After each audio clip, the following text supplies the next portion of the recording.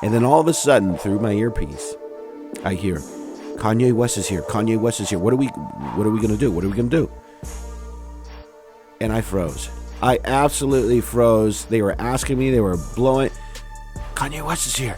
Kanye West. And I just froze. It was the first time I've ever actually had stardom.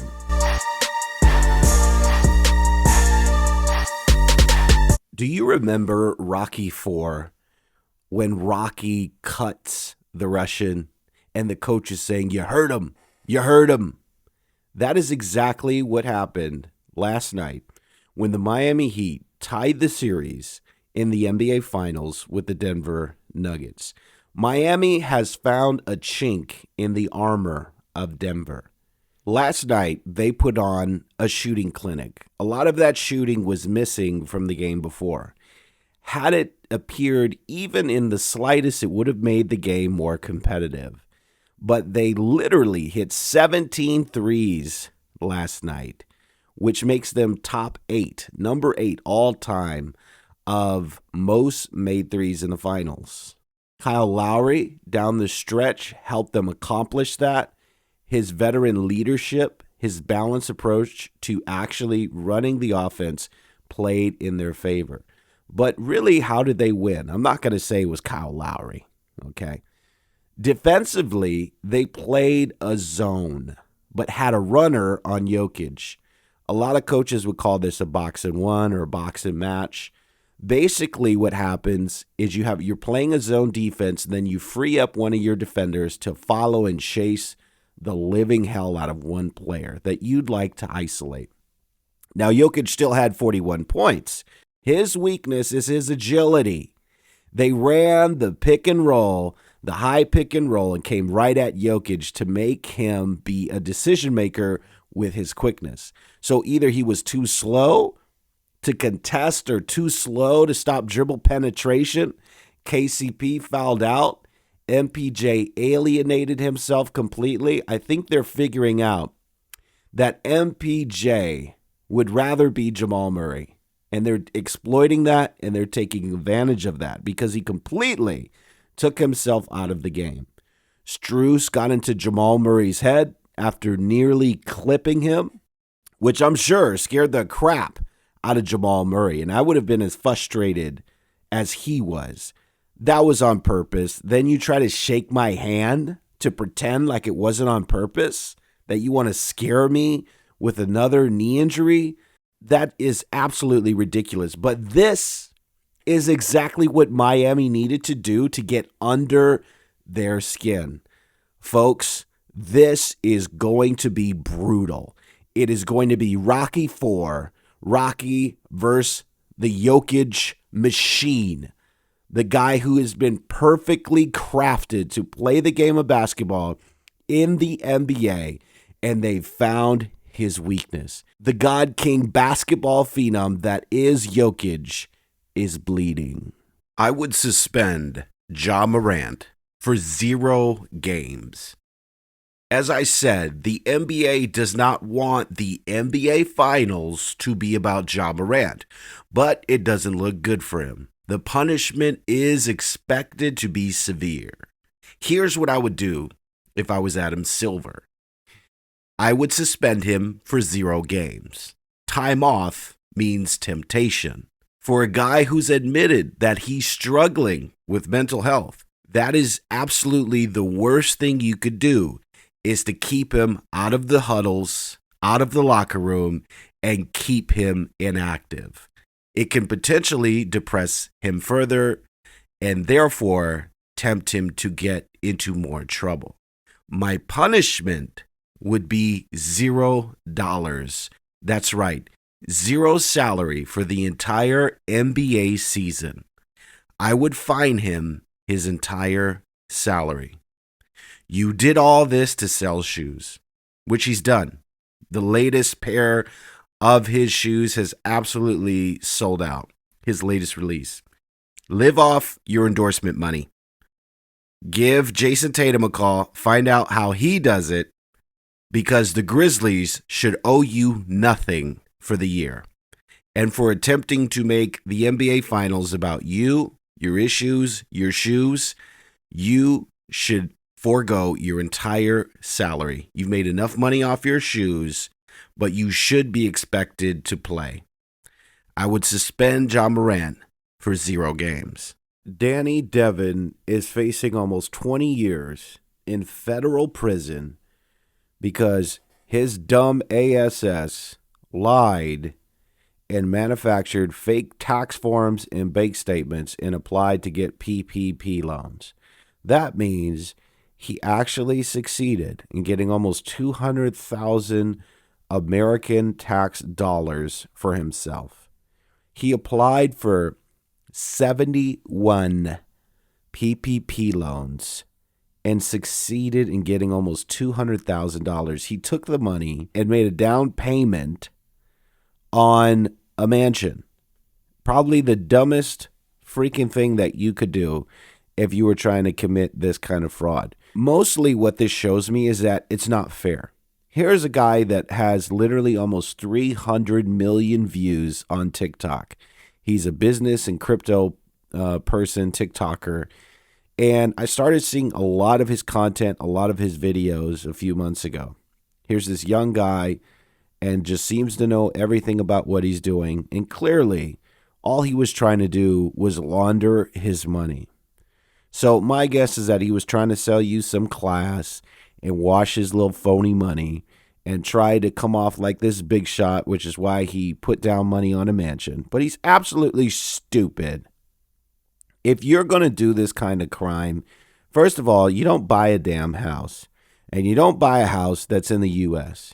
Most likely you want to buy it overseas. Then you don't even want to buy a house overseas. You probably want to rent the house so that you can actually stay private. I'm just saying, if you're smart, but here this kid, this dumb ASS kid takes advantage of people and then doesn't even have the audacity to pull this off. It's one thing if he pulled it off, but he pleads guilty, faces up to 20 years in prison, takes taxpayer money. And this goes to show you folks, you think that you have organic viral reach on these platforms? It's all a bunch of freaking lies. It's all lies. You think that you got organic reach on these social media platforms? You don't think that you have to pay, that you got to put some coin down to get the reach that you want? Everyone always talks about you got to provide value and consistency. Yeah. Value meaning dollars. Consistency meaning I have the time to just post all day long. Now, before you say that I'm salty, I want you to look at any major motion picture that gets released, even the ones that were made for $5,000 like the Blair Witch. Once that film is acquired, there was over $400,000 put into redoing the sound. Anybody who thinks you can do this stuff on the cheap is in full-blown denial. You are a lunatic. And this is what's going to happen. You're going to spend all your time on these platforms thinking that you're eventually going to build up and become a success story. And little did you know, you need to accompany all your videos with $5,000 every month to start pumping your content. Because this is clearly what this kid did. He took this PPP loan money and washed it with creating TikTok content. And he was such a dumb piece of garbage that he couldn't even pull it off with any kind of common sense. You're going to do something like this, at least be smart about it. You want to give people crypto and business advice and then go try to pull off dumb scams like this? This is why you folks need to be careful on this platform. They're lying to you. Allocate money towards promoting your content and you are going to see results. Otherwise, they're just going to allow the swarm of bots, the user 706s, the Rosie's Roses, the people that don't have profile pictures, they're just going to allow those people to somehow watch your content and you go from 0 views to 2,000 and you feel happy. You feel so excited because the last 3 videos you made got over 2,000 views. So what? This kid shows you. Look at any major motion picture, record, album, whatever it is, show, tour. Money is put into promoting the content, the experience, the business, the service. Without it, you will not get the reach that you think. This needs to be a business for you.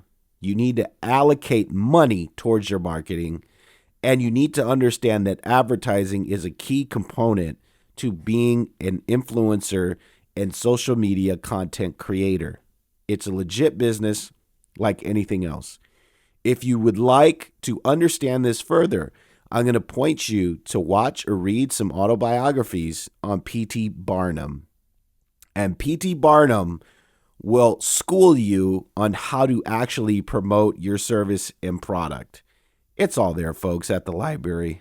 The library's free.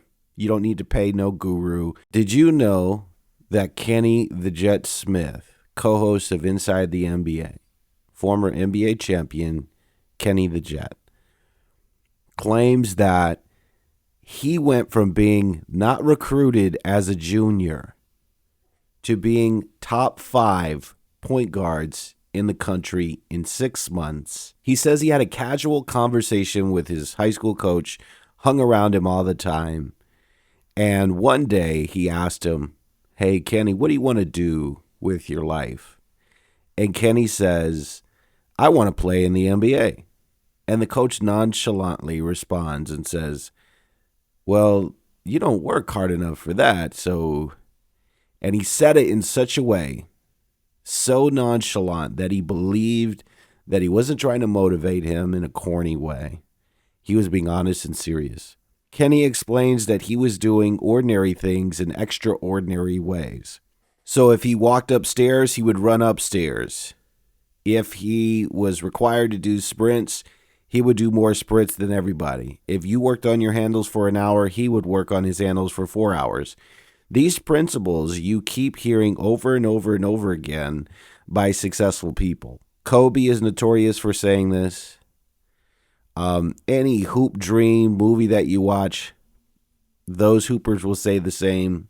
I mean, the most infamous story is Michael Jordan explaining how he would go to JV practice and then go to his varsity practices in high school, that he would stay after and do wind sprints after everyone else was done with practice to separate himself and start doing things that nobody else was doing.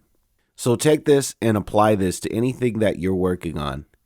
If somebody posts on average 4 TikToks a day, you post 8.